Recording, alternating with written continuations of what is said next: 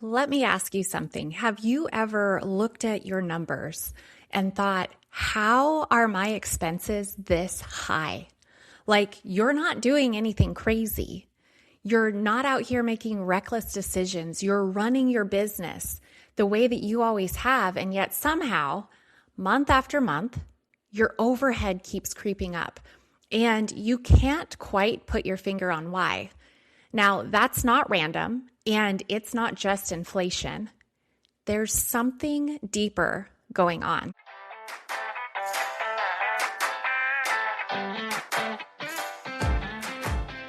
Most business owners I talk to are busy. They're booked out, they've got a great reputation, they're doing everything right. But when they actually sit down and look at their numbers, something doesn't quite add up.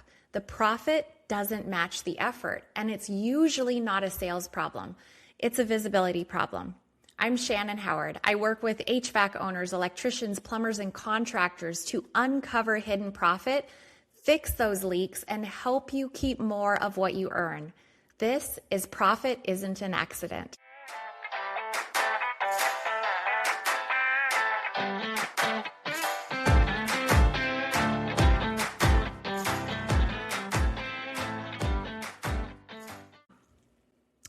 Most contractors don't track overhead closely enough to catch it early. So what happens? It doesn't spike overnight. It creeps, and it's always slowly and quietly. And at first, it's almost unnoticeable. A little bit more here, a little bit more there, until one day you look up and think, how the hell did we get here? So let's get clear on what we're actually talking about here. Overhead is everything your business spends to exist before you even make $1 on the job. It's trucks, fuel, insurance, software, rent, admin, phone, subscriptions, your time outside of the field. And here's the part that most people miss. Overhead doesn't care how busy you are. It's there every single minute of every single day. So why does it feel as though it's getting worse? Because it is, but not always for the reasons that you truly think. Yeah, costs go up, fuel goes up, insurance goes up, but that's not the full story. The bigger issue is this: your business is adding overhead faster than it's building profit.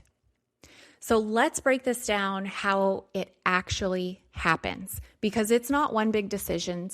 It's a series of these smaller decisions that continue to add up. So you hire help. Now you've got payroll, taxes, you've got management time. Maybe now you add another truck. So you've got a payment, potentially, insurance, maintenance, fuel, right? And then you add this really cool, awesome, amazing software that is going to be a game changer in your business, right? Because that's what they told you. So now you've got subscriptions, you've got integration issues, you've got time spent while you're learning it. So you grow, which means there's more coordination, there's more communication, and there's more things that can go wrong. Now, none of those decisions are bad. In fact, they're usually extremely necessary. But here's the problem. They increase overhead immediately, while profit takes time to catch up. The gap right there, that's where businesses start to feel tight, because your costs go up first, but your pricing, it usually stays the same or barely even changes. So now you've got higher expenses, same pricing, and same margins. And suddenly your business has to just work harder to stay in the same place.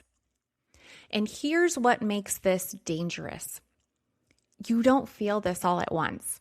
You feel it like this. Cash flow, it gets a little tighter. You need more jobs. You feel a little bit more pressure. Then you find yourself working more hours. But you don't immediately think, this is an overhead issue. Instead, it just feels like this. This is harder than it used to be. This shouldn't feel this tight. Man, times are changing. I'm doing more, but I'm not getting ahead. And now you're stuck in this vicious cycle. more overhead, more pressure, more jobs, more stress, and still not enough margin. Now, here's the truth that most people avoid. Overhead doesn't become a problem when it's high. It becomes a problem when your pricing doesn't support it. So you can run a business with high overhead if your margins support it, but unfortunately, most businesses don't. So what do most people do? They try to cut costs, and listen, sometimes that is absolutely necessary, but cutting your way out of a pricing problem rarely works long term. Because if your estimates aren't covering overhead, you're always going to feel it, no matter how much you trim. So here's the shift. Stop treating overhead like something to control and start treating it like something your pricing must carry. Every job you take should be paying for the work, the team, and the business behind it. If it's not, you're underpricing. So let's make this simple. Here's what I want you to look at. What does it cost to run your business each and every day? Not per month, but per day, because jobs happen daily. Then I want you to ask how many billable jobs actually cover that cost.